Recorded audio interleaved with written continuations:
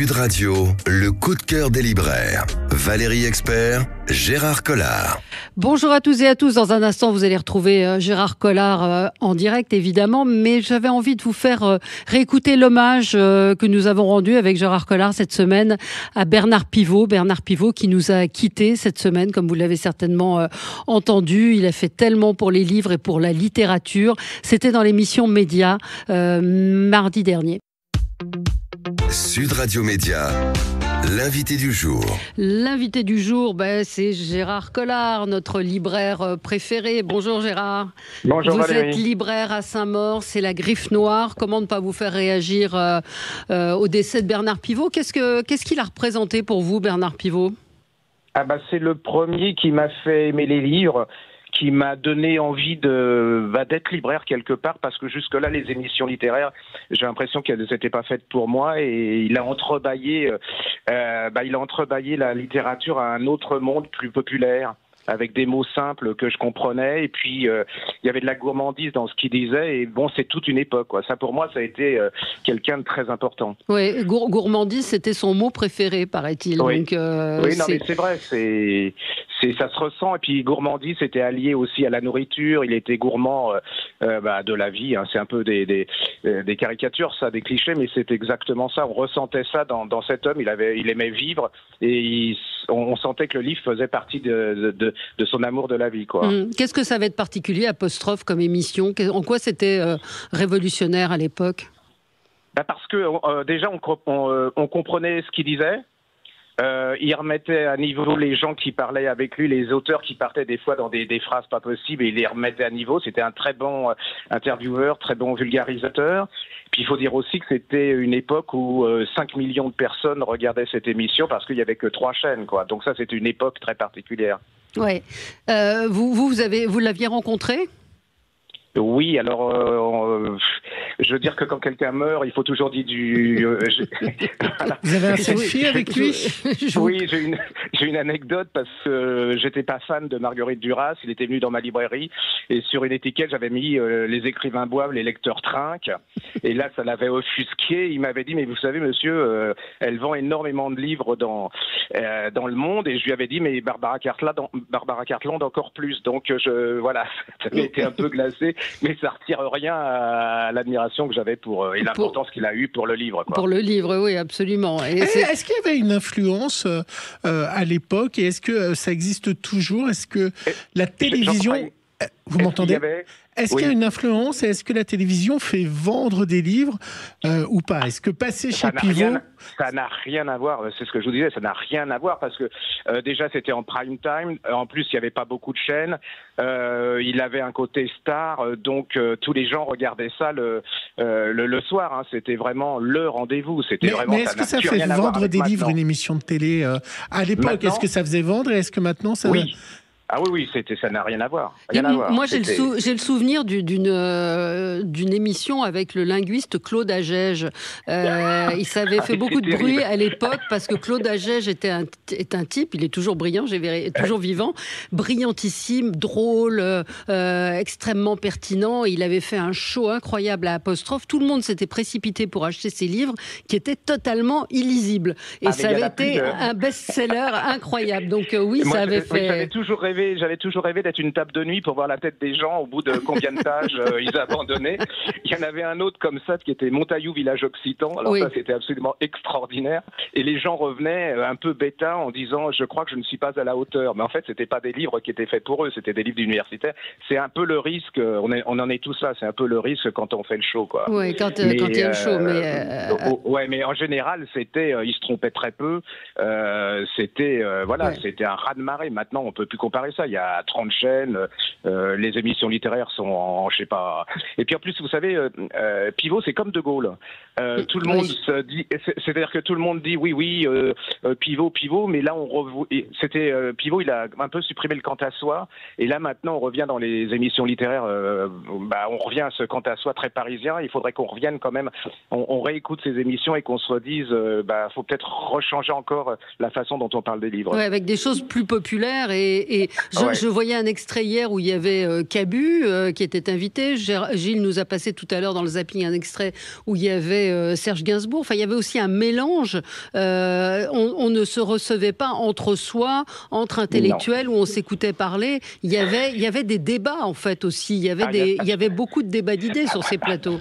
Les gens n'étaient pas d'accord, mais ils s'insultaient pas forcément pour ça, quoi. Donc, on acceptait la contradiction de l'autre. Donc, c'était... Puis bon, il faut dire aussi, on va être honnête, la qualité des auteurs qu'il recevait n'est pas forcément peut-être la qualité des auteurs qu'on reçoit maintenant. Non, voilà, mais c'est un peu méchant. Non, mais ce qui était intéressant, c'est qu'on voyait aussi que, alors je ne l'ai pas passé en interview, mais on voyait bien aussi que c'était des gens un peu torturés, les écrivains. C'est-à-dire que moi, ce que je retiens d'Apostrophe aussi, c'était de voir le visage de ceux qui écrivent et pour qui c'est une vraie difficulté parfois d'écrire ou compliqué. Bon, évidemment, je n'irai pas sur notre ami alcoolique aussi qui a fonctionné, mais ça faisait partie aussi des écrivains. C'est compliqué d'être écrivain, en fait. Oui, c'est très compliqué, mais moi, ce que je retiens de Pivot aussi, c'est qu'il nous a fait découvrir des gens qui n'étaient pas forcément connus. C'est-à-dire que, contrairement à maintenant, on va vraiment dans la facilité, où il y a beaucoup de buzz, de médias, dans la communication. Il nous a fait découvrir... Moi, j'ai découvert des gens, là, ça me vient pas à l'idée, mais que j'aurais jamais lu s'ils ne les avaient pas invités. C'est surtout de la manière dont ils les faisaient parler. C'est-à-dire qu'on se disait, ces gens, ils sont un petit peu comme nous, on est capable de les comprendre, alors que maintenant, parfois, on se dit c'est pas pour nous, quoi. Donc ça, c'était un vulgarisateur, hein, c'est-à-dire c'était un passeur d'émotions avec des mots simples, et ça, c'est vraiment du génie, quoi. Oui. Et puis on peut parler également de l'orthographe et la dictée. Je sais pour vous, Gérard, on se fréquente un peu, enfin on se connaît un petit peu, et l'orthographe est très important pour vous. On l'a perdu ça avec les réseaux sociaux. Enfin, oui, moi aussi. Oui, Gérard moi aussi. Hein. Gérard. Vous le connaissez mal, oui, Gérard, hein, je pense. Il a fait plein de fautes. Il fait pas mal de fautes, oui. Mais comme vous êtes... c'est pour ça qu'il rigole.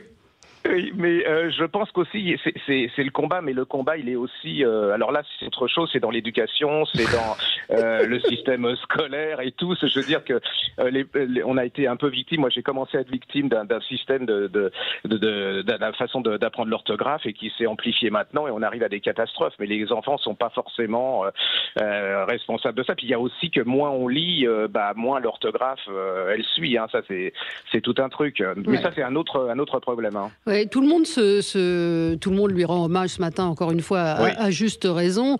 Néanmoins, je ne pense pas que si son émission existait aujourd'hui, il ferait autant d'audience. C'est-à-dire que le livre a quand même perdu beaucoup d'attrait.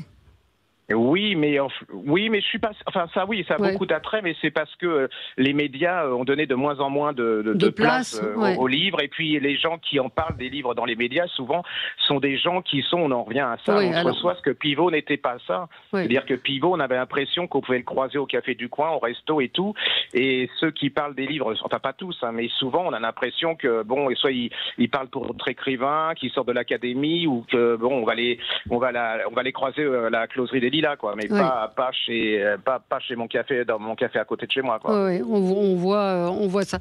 On voit effectivement parfois cet entre-soi qui revient et qui. Aujourd'hui, tout le monde écrit aussi, hein. Oui, ce qui était c'est pas vrai. à l'époque, c'est vrai. Johnny a dit d'écrire, enfin tout le monde écrit. Mais il faut dire qu'on manque de psychanalystes, donc comme les gens ne peuvent plus trouver de psychanalystes, ils écrivent, et ça se vend pas, mais bon, ils ont écrit un livre, donc ils sont contents, mais un auteur, c'est pas quelqu'un qui a forcément souffert, hein, c'est quelqu'un qui sait écrire, qui a des mots, qui a un talent, c'est quelque chose de très particulier. Alors maintenant, tout le monde écrit, et comme tout le monde on est dans l'égalité, on doit dire que tout le monde a le même talent, ce qui est complèlement faux. Oui, et puis une sorte de moutonisme, ou de conformisme. Oui. Quand je dis moutonisme, c'est le comportement moutonnier où tout le monde parle des mêmes livres, se renvoie à l'ascenseur, et la littérature y perd un peu. Ouais, je pense, mais bon, à l'époque, faut pas non plus rêver. Hein. Il y avait aussi ça d'entre. Faut pas faire dans la nostalgie, parce que il y avait pas mal de neuneux et de daubes, pas possible. Hein. Je peux pas donner de nom, mais j'en connais encore. Voilà. je veux dire, ça c'est une race qui se perpétue assez facilement. Ouais. À noter ce soir que France 2 change ses programmes. À 22h40, vous pourrez suivre un documentaire qui s'appelle Les Vendredis d'Apostrophe, qui a été réalisé par Pierre Assouline, qui sera donc diffusé ce soir à 22h40. Je vous plais en speakerine? Oui, vous êtes très bien. À 22h40 sur France 2. Oui. Bon, rappelez-moi Chrysanthème, Gérard Collard. K-R-I... Oh, vous êtes méchant, Gérard. Je suis pas méchante. Et encore, c'est quand il est en forme. Et c'est encore quand il est en forme. Mais il est débordé par l'enthousiasme. Moi, j'en profite pour rendre hommage à Gérard. À tous les libraires aussi. Oui, à tous les libraires. Mais Gérard... non, pas tous les libraires. Gérard a une particularité, c'est qu'il est gourmand, qu'il aime les livres, qu'il n'a pas de barrière et qu'il peut dire du bien d'un Marc Lévy, enfin ça non peut-être pas, mais d'un Guillaume Musso, comme d'un livre plus exigeant, et je me félicite qu'à Parole d'Expert, on ait réussi quand on était sur France 3 à donner envie de lire à des jeunes gens qui n'avaient jamais pris de livre dans leurs mains, et vous avez fait ça, Gérard, depuis maintenant depuis combien de temps qu'on se connaît? Depuis 30, près de 30 ans. Donc, et on vous retrouve dimanche à 14h sur oui, Sud mais Radio. moi, ce que je voulais dire, c'est surtout aller chez votre libraire, parce qu'en ce moment, c'est très difficile. Et Pivot, il faisait ça pour les libraires, il faisait ça, pas ça pour les grandes chaînes.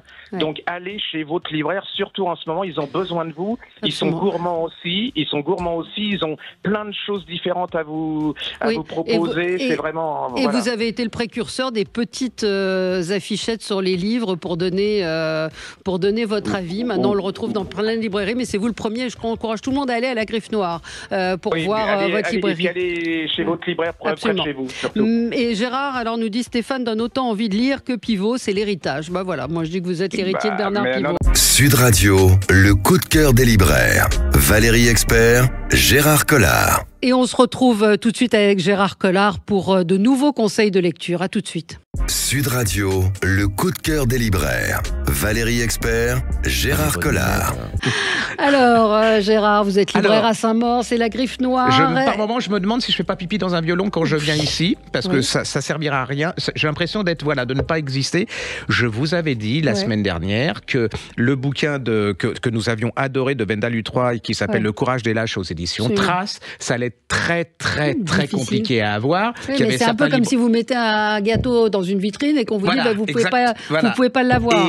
Donc les gens ont râlé en disant on peut pas l'avoir. Ils m'ont dit, mais je dis, moi déjà je ne suis pas le distributeur, c'est pas moi qui distribue les livres, donc voilà. Il y a certains libraires qui les ont encore, qui en ont eu une petite quantité, mais c'est très compliqué. C'est pour vous dire, moi j'ai commandé les miens il y a 3 semaines, je les ai toujours pas. Donc oui, je sais. Donc soyez patient, pitié pour lui, parce que c'est un des plus beaux romans de l'année. Vous allez, si vous passez à côté de ça, mettez-le de côté chez votre libraire, commandez et tout. Et si vous cherchez un livre pour la fête des pères ou la fête des mères, c'est idéal. Si vous voulez chercher un livre pour les vacances, c'est parfait. C'est vraiment une pure merveille. Rapidement l'histoire. Il y a beaucoup de choses. L'histoire de la bande à Bouboule, de ces 5 jeunes qui sont dans le nord de la France, avec ils vont se retrouver pendant la guerre dans les Alpes, au Vercors. C'est vraiment une fresque très très passionnante avec le style j'adore le style de Wendell Hutroy, et c'est comme on aime. Moi, j'aime bien. Vous savez, ça me fait penser. Alors, bon, c'est assez générationnel, mais Maurice Clavel. C'était, vous savez, Clavel. Il y avait toutes ces séries. C'est exactement ça. On est dedans. C'est voilà. Donc, allez-y. Ne m'engueulez pas. Je ne suis pour rien. Donc, vous le commandez chez votre libraire. Voilà. Et vous attendez. Bon. Et n'allez pas ailleurs, parce que des fois, il y en a d'autres il y a des grands trucs qui l'ont, mais c'est parce qu'ils ont squeezé les libraires. Voilà. Donc, Alors, les libraires en ce moment ont besoin de vous. Qu'est-ce que vous avez lu cette semaine? Alors, qu'est-ce que j'ai lu ? J'ai lu une chose qui m'a fait un plaisir immense, et vous l'avez en même temps que moi d'ailleurs, vous l'avez. Ça m'énerve parce qu'on commence à avoir les mêmes trucs. On commence à avoir les mêmes. Ça arrive souvent qu'on arrive avec les mêmes livres. Putain, là, on a la chance de recevoir beaucoup de livres. Moi, je suis désespérée parce qu'il y en a tellement des très bons et des très mauvais aussi. Oui. C'est vrai que je dois dire, quand je reçois un livre de chez Arléa, on y fait attention. On y fait attention parce qu'on est à peu près sûr à 99,9% que ce sera quelque chose de hors norme, d'exceptionnel et avec un grand plaisir de lecture. On en a reçu 2, on vous en parlera de l'autre la semaine prochaine. Mais le dernier thé de Maître Soho, S-O-H-O, accent circonflexe, c'est là aussi un petit bijou. C'est comme je disais, en fait, ce livre, il redonne de la beauté au monde, c'est pas mal. C'est comme, voilà, ils pourront le mettre, il redonne de la beauté. Voilà, en fait, c'est l'histoire d'une jeune fille, on est au milieu du siècle au Japon, la deuxième partie du 19e siècle au Japon, et elle est l'héritière d'une entreprise, son père, il fait le meilleur saké du monde, du Japon, qui est adoré par l'empereur, et donc, logiquement, il se dit, elle va devenir l'héritière de mon empire. De cette lignée, de cet empire. Absolument, ce qu'elle veut être, c'est samouraï. C'est quand même une aberration, parce que samouraï, c'est que des hommes. Et on est au 19e siècle. Vous voyez le genre. Donc, elle tombe sur un père qui est un peu déboussolé, mais qui est quand même intelligent. Donc, il pense que ça va se passer comme ça. Et non, elle va partir. Alors, il va lui arriver plein d'aventures.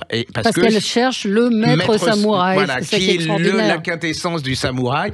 Et là, elle arrive devant une demeure. Elle voit un vieux monsieur qui est là, il la regarde, il y fait pas attention, elle va rester des jours et des jours, elle va tomber dans les pommes, donc là il va y faire attention, et là ils vont parler, et là il y a alors moi le thé, par exemple, moi j'ai le adoré, thé, non mais alors on n'est pas dans la même catégorie, moi le thé c'est le thé anglais du Yorkshire, c'est-à-dire bien solide avec du lait, et la cuillère elle reste c'est pas... Alors que moi je ne bois que du thé vert, du thé japonais. C'est ça, nous n'avons pas les mêmes valeurs. Et effectivement on est au cœur de la dégustation du thé.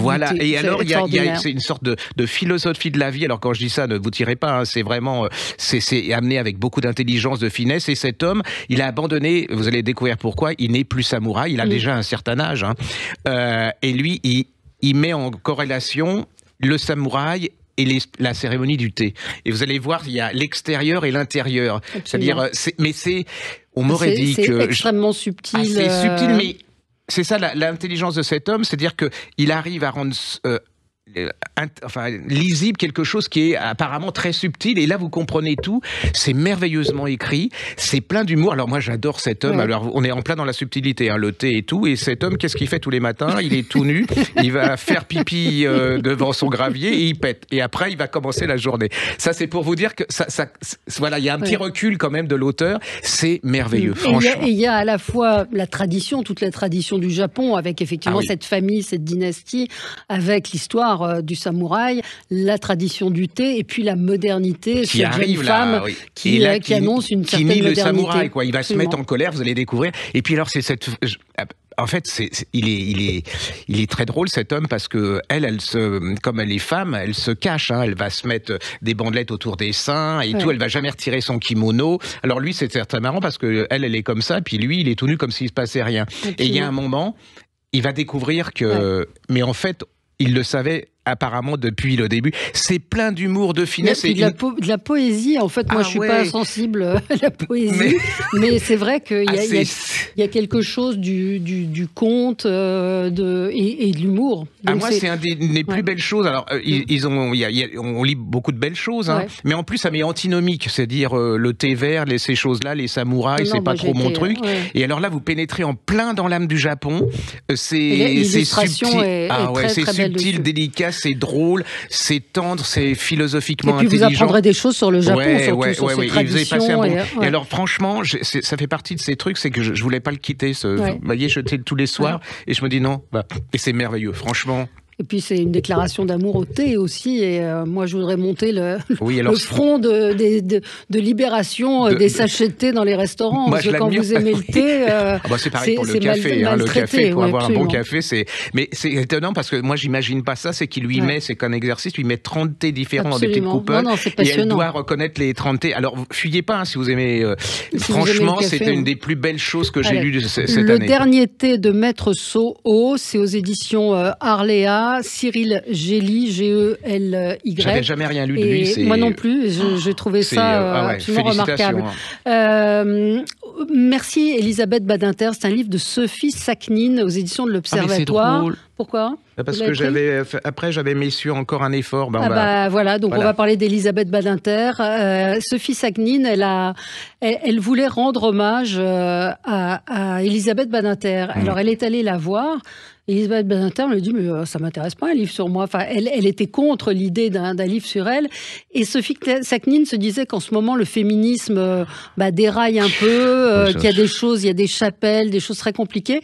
Et donc, elle a voulu, dans ce livre, elle a entendu beaucoup de femmes, beaucoup des hommes aussi, Philippe Val, Philippe Labro, mais il y a aussi Caroline Fourest, des journalistes, Abnous Chalmani, tous lui ont raconté ce qu'Elisabeth Badinter avait apporté dans leur vie et en quoi sa défense de la laïcité, de l'éducation, du féminisme avait changé leur vie. Moi, j'ai appris énormément de choses. On pensait savoir plein de choses, mais c'est vrai que...